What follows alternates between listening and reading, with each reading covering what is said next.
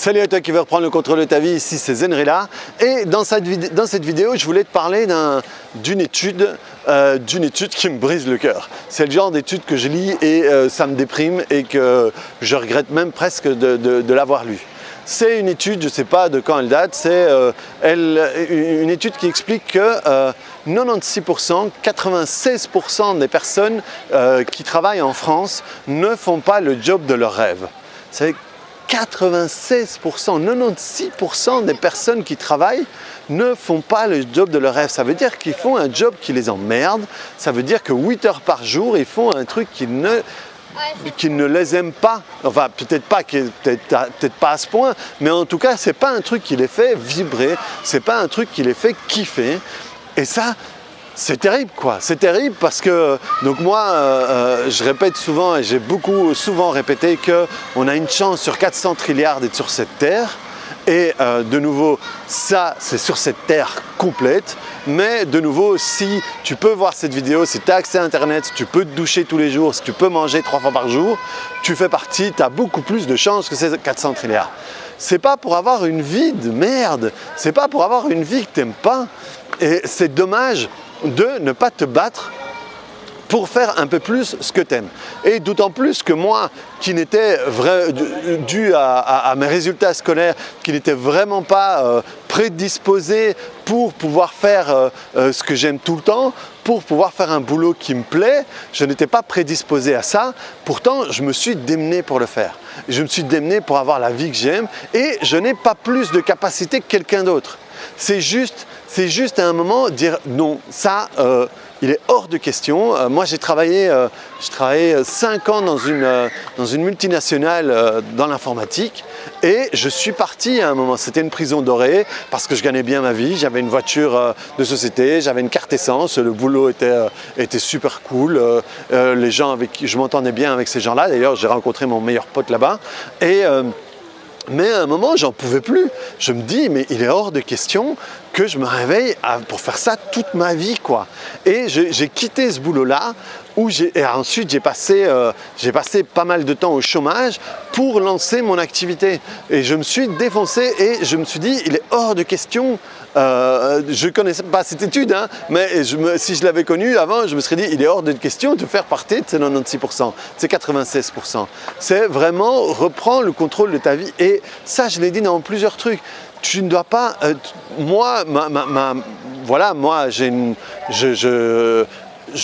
encore beaucoup de chemin à faire, j'ai envie de faire beaucoup plus de choses que je fais maintenant, mais financièrement et professionnellement, mon projet c'est déjà une réussite. Je vis de mon projet, regardez ici je suis au Pérou pendant 2 mois par an, le petit enfant il tourne depuis tout à l'heure autour de la caméra, il veut absolument, donc voilà, là il est apparu, vous l'avez vu, et je pourrais déjà me satisfaire de ce que j'ai, ce serait déjà une réussite par rapport à le milieu, l'endroit, le parcours scolaire que j'ai fait.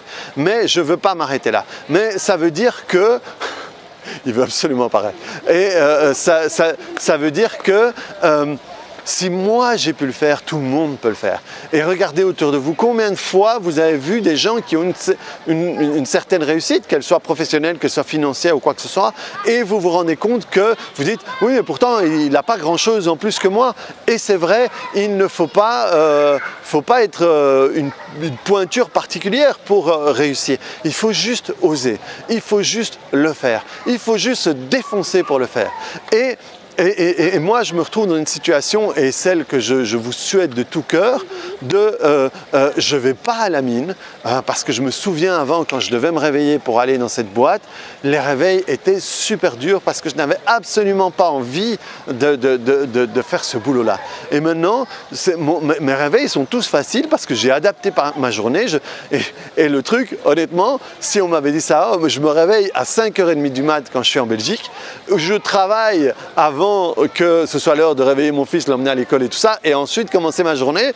Et quand je ne suis pas en train de travailler, je continue à bosser, mais parce que j'aime ce que je fais. J'aime ce que je fais au point que même si je n'étais pas payé, ou même si je gagnais l'euro million, il faudrait que je joue, hein, mais même si je gagnais l'euro million, eh bien je continuerai à faire le taf que je fais parce que j'aime ce que je fais, parce que je m'amuse, parce que j'aime évoluer là-dedans et j'aime tout d'un coup évoluer dans cette partie-là et tout d'un coup, à un moment, je vais un peu par là et je me rends compte que ça j'aime et tout ça, c'est... Donc, si tu veux faire partie de ces 4%, trouve ce qui te plaît.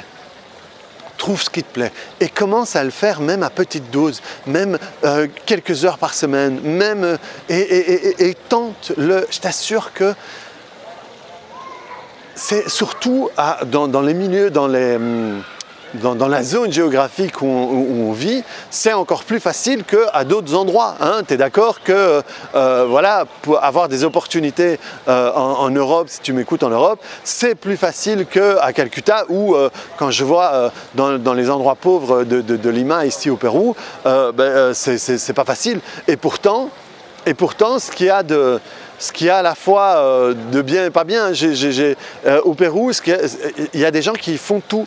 Ça veut dire qu'à un moment, il y a un morceau de trottoir avec un parking et il y a un type qui vient avec un seau et avec une loque et un torchon.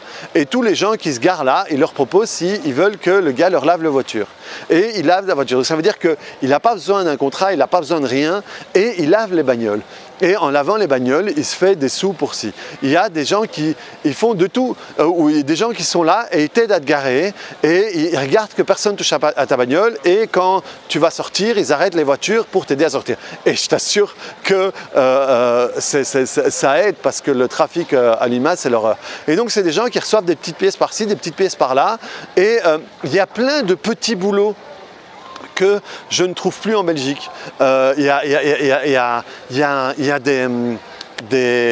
des endroits comme ça, c'est des hangars et il y a plein de petites maisonnettes, je sais pas, des trucs en tôle quoi, hein, mais qui doivent faire, je sais pas moi, 5 mètres carrés, 6 mètres carrés à tout péter. Non, même pas, ça doit être plus petit que ça. Franchement, c'est 5 mètres carrés. Et d'un coup, il y a des gens qui ouvrent leur entreprise là. Une dame qui va refaire des vêtements, qui va faire des ourlets, qui va faire des rideaux, qui va faire des machins, mais des trucs moi, il y a des gens ici qui d'un coup veulent acheter un truc en solde, il n'y a plus leur taille, ils l'achètent quand même parce que pour quelques sous, cette femme-là refait toute la couture du truc. Et c'est des gens qui parviennent à créer leur petite entreprise pour survivre. Et donc, c'est à la fois la folie de l'entrepreneuriat, là où moi j'ai un peu une vision qui est un peu plus amère, c'est parce que c'est quand même des trucs précaires quoi, hein. Ça serait plus sympa si ces gens pouvaient être plus à l'aise, mais néanmoins ce sont des gens qui font des trucs des dames qui sont bonnes cuisinières, elles achètent un chariot et tous les jours elles vont vendre dans la rue. Et en attendant, ça leur permet de soutenir leur famille, de parfois faire vivre leur famille. Mais donc, il y a cette mentalité de le tenter, quoi. Ah ouais, c'est une bonne idée, je vais le tenter. Et c'est un peu ce qui nous manque par chez nous. Surtout, surtout en Belgique. En Belgique, on est frileux, quoi. Et tout est fait pour être frileux. De l'école, tout est fait pour qu'on soit frileux. Et le boulot d'employé est bien fait, on est bien commode et tout, et donc on n'est pas poussé par là. Et donc les gens vont chaque fois ont du mal à oser faire ce qu'ils veulent faire et oser faire ce qu'ils aiment faire. Et donc voilà, parce que je t'assure que ça n'a pas de prix. Une chose c'est gagner, je sais pas, peut-être que au départ, tu vas pas gagner autant d'euros que quand tu étais employé. De nouveau, ne te lance pas tout de suite, hein. Fais pas à pas, mais même si tu gagnes un poil moins, le fait de faire ce que tu veux et ce que tu aimes, ça vaut énormément. Ça vaut énormément, c'est un stress en moins, un plaisir en plus, une joie en plus, et ça vaut tout l'or du monde. Et surtout, si tu fais ce que tu aimes, souvent l'argent va suivre.